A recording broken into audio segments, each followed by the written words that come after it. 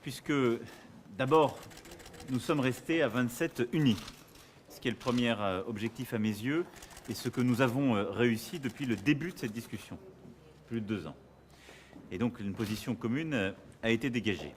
La deuxième chose, c'est que de manière très claire, nous avons donné des options et apporté une réponse à la Première ministre Theresa May, mais avec des limites, nos limites et nos conditions.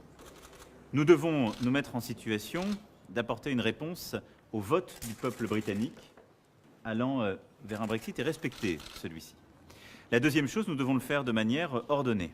Puis le troisième point, nous devons lever l'incertitude avec des règles claires. Nous avons ainsi confirmé notre volonté de valider l'accord dit de Strasbourg entre la Première ministre May et le président Juncker, et nous avons confirmé qu'il n'y aurait en aucun cas et dans aucune condition une renégociation de l'accord de retrait, ce qui est, à mes yeux, un élément extrêmement important.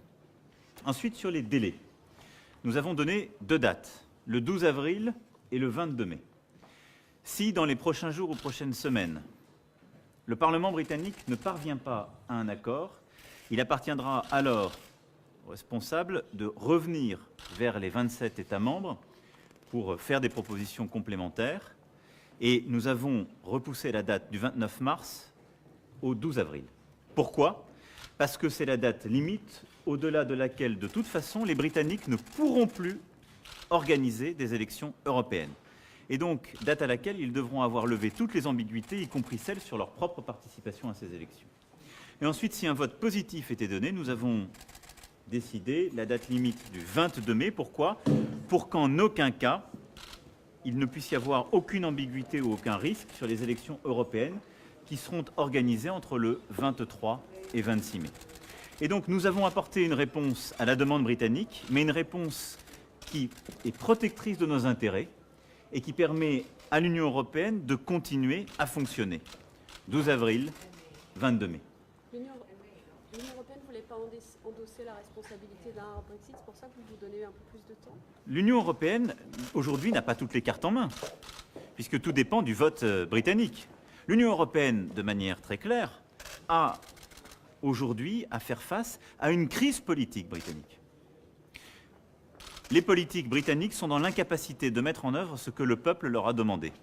Le peuple a voté un Brexit.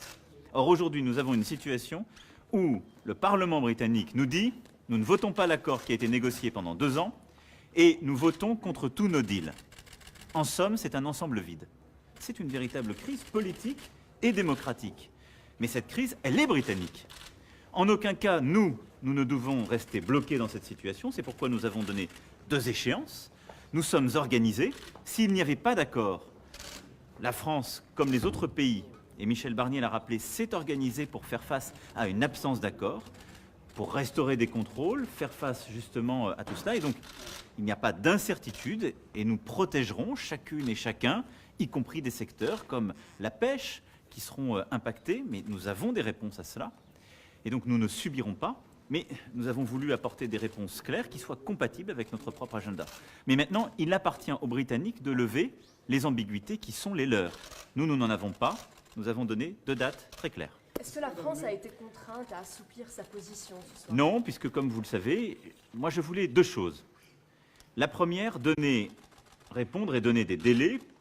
Pourquoi ? Parce que je considère qu'on doit essayer d'aider au maximum la Première ministre Theresa May pour essayer de gagner ce 3e vote si c'est possible. Et donc j'étais favorable à un délai, mais comme je l'ai dit avant le début de ce Conseil, de manière limitée et technique.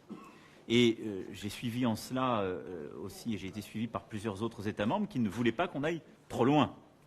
Et en l'espèce, nous avons des dates qui sont compatibles avec nos échéances électorales. La deuxième chose, moi je voulais absolument éviter un sommet la semaine prochaine qui eût été le sommet de crise dans de mauvaises conditions, après, encore une fois, peut-être une non-décision britannique et avant une date qui était celle du 29 mars. Nous avons répondu à cette situation de manière claire, en mettant les Britanniques face à leurs responsabilités, en disant, au fond, vous avez le choix de voter et de clarifier votre position d'ici au 12 avril. Au-delà du 12 avril, si vous n'êtes toujours pas là et si vous avez décidé de ne pas organiser des élections, vous ne pourrez plus être là au-delà des élections européennes, quoi qu'il advienne.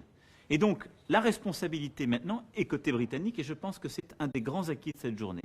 Et puis, nous avons confirmé donc le fait que nos élections européennes devaient se tenir dans un cadre clair. Donc c'est la France qui a eu la conditionnalité. C'est un travail collectif. C'est un travail collectif. Nous avons un négociateur qui est Michel Barnier et qui a fait vraiment un remarquable travail avec l'ensemble des services de la Commission.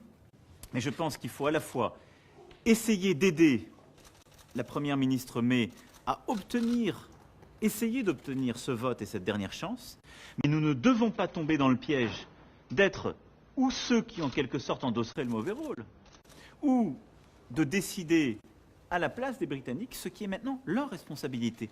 Nous avons pris nos responsabilités, nos décisions depuis le début. Nous respectons le vote des Britanniques, nous avons négocié pendant 2 ans un accord et nous avons donné des délais. Il appartient maintenant au système politique britannique, enfin, d'apporter une réponse claire. Les 2 dates sont données, 12 avril, 22 mai, elles seront tenues.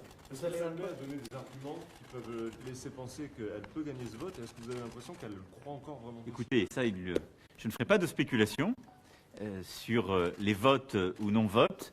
Je crois que tous ceux qui ont fait des spéculations ont encore découvert cette semaine qu'on pouvait découvrir des jurisprudences ou des usages remontant au début du XVIIe siècle qui venaient surprendre chacun. Donc je crois qu'il faut rester sur ce sujet prudent. Je suis en l'espèce stoïcien. Je fais tout pour pouvoir maîtriser ce qui dépend de nous. Ce qui ne dépend pas de nous, ne dépend pas de nous. Merci beaucoup. Demain matin, vous allez rencontrer Conte.